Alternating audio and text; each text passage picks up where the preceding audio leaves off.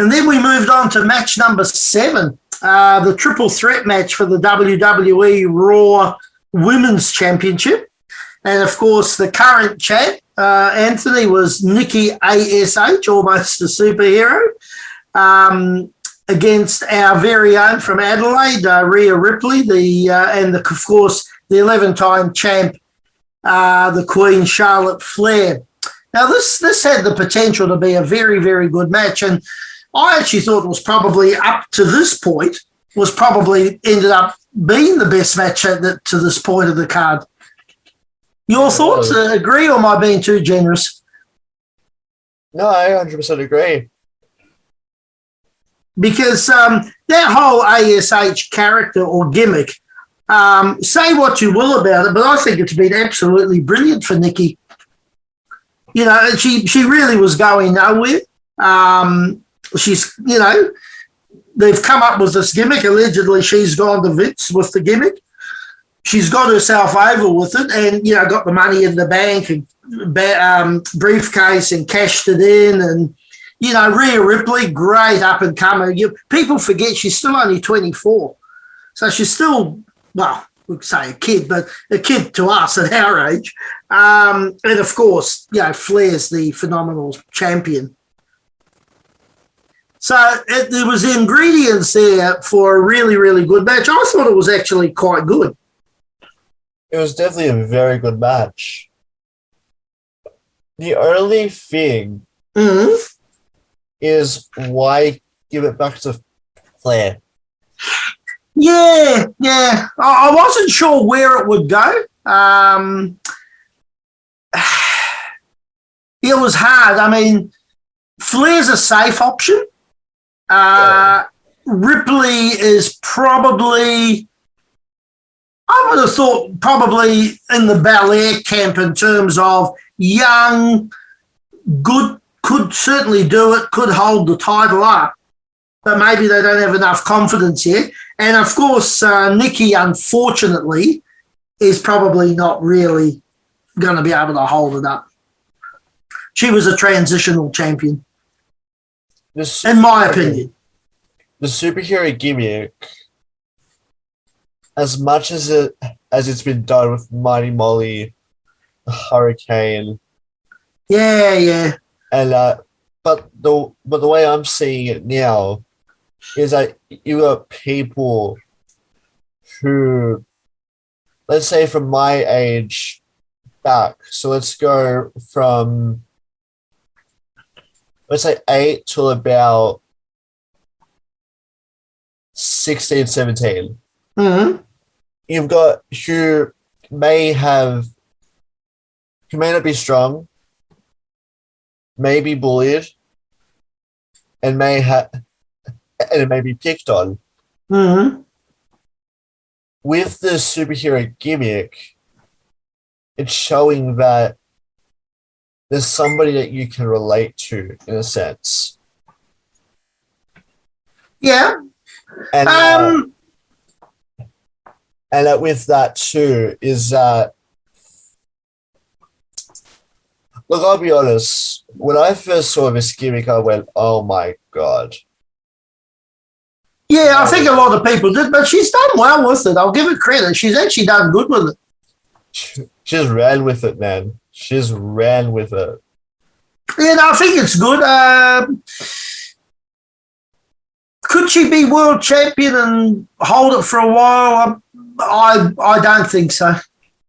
I think they can still continue with the gimmick, and that, you know, if you get knocked down, you get up and you keep fighting, and you know she might get another crack at it, or might become a transitional again or something. But she's no Charlotte Flair. I feel that she didn't need the title that quickly. She could have held the Money in the Bank briefcase till now and cashed it in. Or could have held it till Survivor Series even and cashed it in now. True, yeah. But the problem was, though, she won it and she cashed it in so quickly. Yeah, it all happened real quick. She won it, cashed in, held the title, lost the title, all in the space of a couple of months. Yeah. I see why they've used Nikki Cross in this position. Yeah.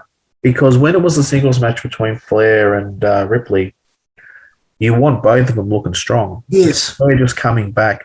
So Nikki was a sacrificial lamb, all of this.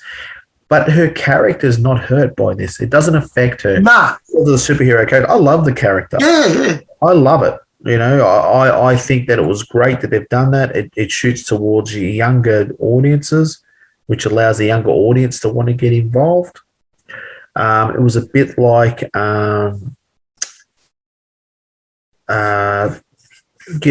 a Cena kind of thing where they get the younger audience involved. I like Nikki Cross's character, and I like what they're doing with her, and I understand why they used her, because really the two best women in pro wrestling today is Charlotte Flair and Rhea Ripley. I stand by that too. If anyone's going to argue it, I'm happy for them to argue about it. To me, they are the two best, in my opinion. So you want them, when they're going at each other, you want them looking pretty strong. You don't want one dropping the belt to the other. Nikki was the one that dropped the belt. So she had to drop it. You got to keep the other two, as you say, strong. And you can now build to that. You can and the best thing about Rhea's getting over now as a face, right? So Charlotte can run and duck and hide her and that. And two or three major pay-per-views from now. She can take this all the way to Mania if they've done it right, if they booked it right. You know, at least, she could take it to the Rumble, right? Yeah. They booked it right. If they booked this right, there's money to be made at the end of it. I thought the match itself was very, very good. I like, like the double DDT on Ash and on Nikki and Ripley. That a lot of the moves that they made, Flair executed that huge 360 off the top turnbuckle onto the two girls. Yep. Ripley applied that submission hold, which almost looked like some sort of cloverleaf type maneuver. I'm not sure what it was, but they actually went out and did a nice, good match. I actually gave that a 7.5 out of 10. Yeah, I would, mate. At that point on the card, that was the best match on the card. Oh, up until that point, absolutely it was. Right, and I think that the psychology was great. Little things I liked out of all the girls. Well, out of Nikki Cross, when she come off the top with that backside bomb when they put it off. But she sold the knee. Yes. She sold the leg, and she kept selling the leg, right? So when the figure eight went on, that's why she tapped, because she'd already heard it. Smart psychology from all three. All three. Like I said, I'm not a fan of women's wrestling, but I really enjoyed this match. I thought the psychology was great. I thought that they put the match together well. 3 ways are very, very hard to do. Like people think, 3 ways are they're very hard to do because you've always got the fifth wheel lagging around somewhere. You've got to keep that. And I do like Flair's, using Nikki Cross as a battering ram and using other people as physical weapons, which is something that Flair does a lot when she has 3 ways. So, for me, you 7.5 out of 10, even 8 maybe at that you would be a fair score. Nikki Cross will not get damaged from this. I think Nikki Cross will be more popular. She's any of those. Oh, yeah. Well, no, this won't hurt her the way it was done. No, not at all. And I look forward to seeing Ripley and Flair somewhere down the line in a big match because I think they're great. They're good. I quite like that.